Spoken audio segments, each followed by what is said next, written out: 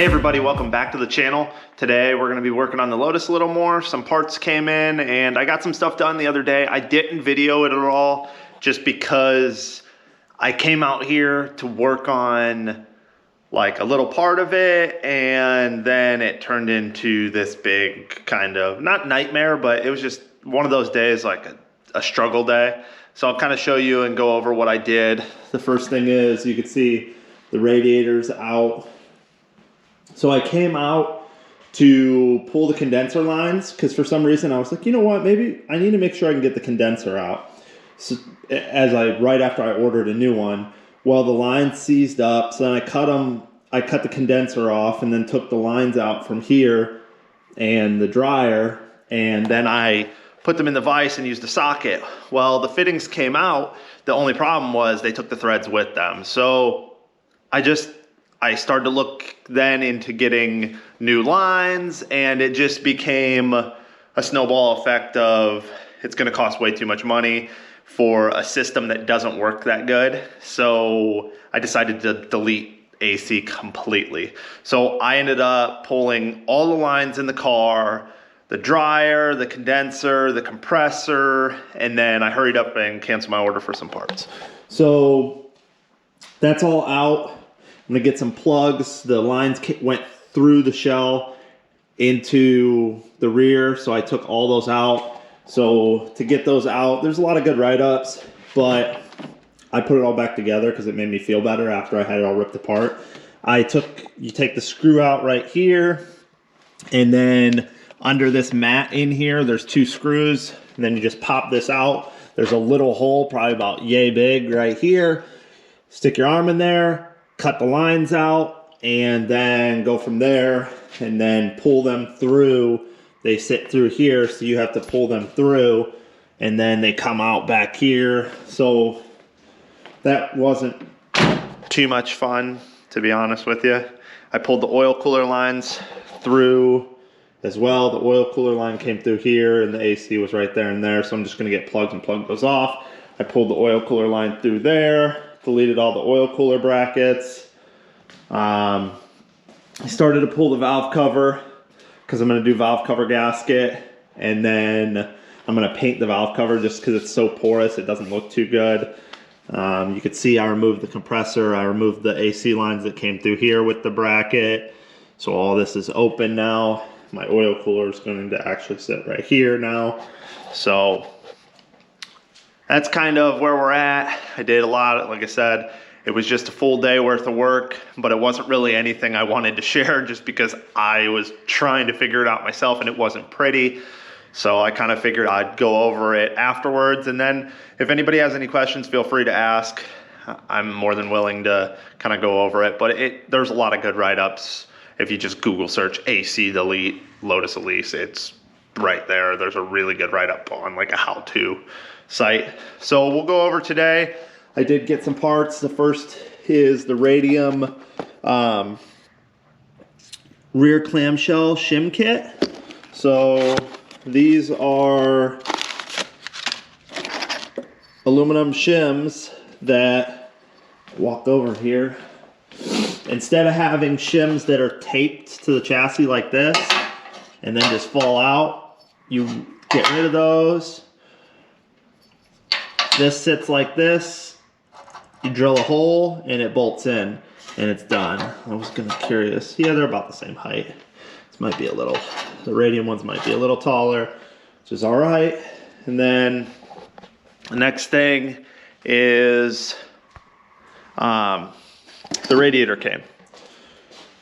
So I went with a Koyo. There's a lot of choices. There's Pro Alloy, Kinetic, BOE sells one, Blackwatch Racing sells one. There's just a ton of options. I kind of like fell down a rabbit hole. I was like, well, I don't know which one to get. And I started to stress out, and I'm like, it's a radiator. Like, go with just one that you know. So I have Koyo in all my Hondas. I've never had an issue with them leaking. I've read certain things about some of the other brands for the Lotus, people having issues with the fitment and leaking and stuff, and I'm just like, you know what? I'm gonna go with one that, yeah, it might be mass produced. It's not like a custom piece, but maybe that's better. And the price, I couldn't pass up the price on it. So that's why I ended up choosing the coil, was just because of that.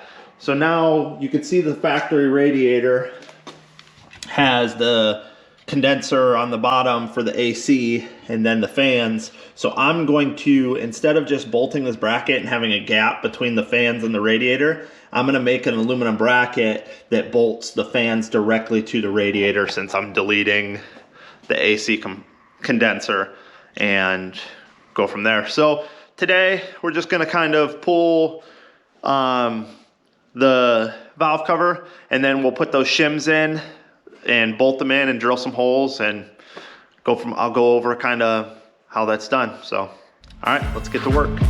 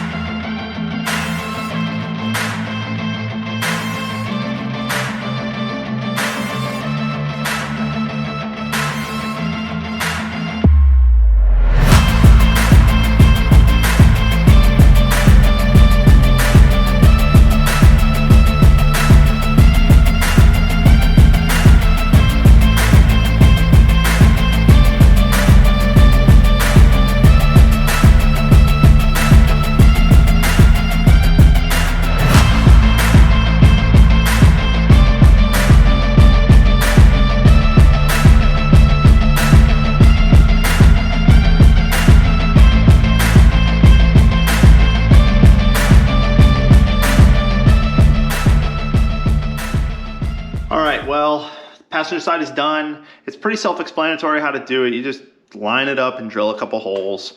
It's not really that hard. The back one is pretty simple because the frame's open underneath, but the front one, you have to stick your arm in this pocket to get to underneath it. So I'll just show you a trick real quick. You take a piece of plastic. Let me try to hold this. Take a piece of plastic and put your bolt in it, and then you push the nut into the plastic like that. So the plastic is in between the nut and the wrench. It's kind of a trick I learned at work to get to tight places to get the, then you can, I have small hands so I could stick my hand in the frame rail to get it started, but if you can't, you can stick the wrench in there and get it started. So just a little trick I learned. If you can't get in somewhere, but you can get the wrench in there to start it.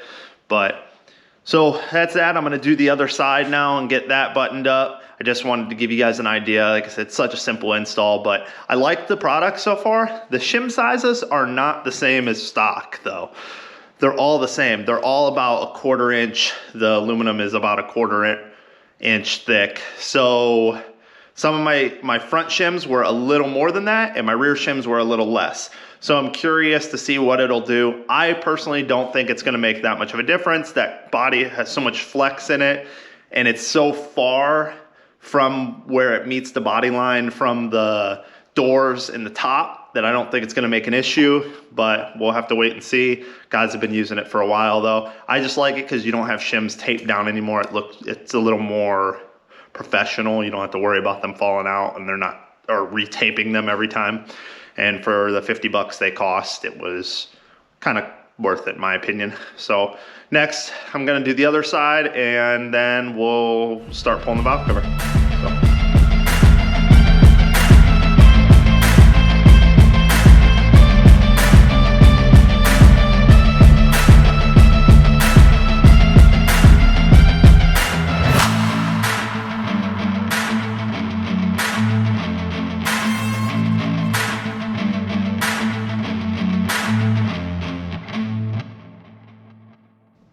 All right, well, let's try take 2.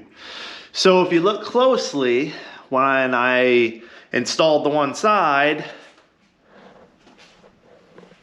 I installed it wrong. Yeah, it's my bad. Don't follow my instructions. Follow the actual instructions. So I mounted mine this way to match the front for some reason, even though the shims were mounted this way. So all I had to do, I got an extra hole now right there in the chassis, right there, and right there, but I mounted them with the beam in the back. So easy fix, just marked and drilled 2 holes and took off the nut and bolt. 5-minute fix. It was just something I was actually sitting and editing, and I realized, oh no, I did this wrong. So it's my fault. Still, great product. The valve cover is off and it is clean. Under there, I was really impressed. So looks like somebody did the maintenance on the car. Car is 55,000 miles on it. It's a Toyota motor, so I mean, it should last forever, but it's definitely clean under there. I'm going to paint the valve cover myself. I wanted to take it to my buddy Charlie and get him to do it, but he's like 3-4 weeks backed up by the time I ship it to him and he gets it back to me. So I'm gonna ship one of my Honda valve covers to him to get done, but I'm going to just temporarily paint my Toyota one for the Lotus right now, and then maybe I'll buy another valve cover and change it up later. So that's it for today. I just kind of wanted to go over the Clam Shims from Radium and get the valve cover off so I could prep it and start painting it.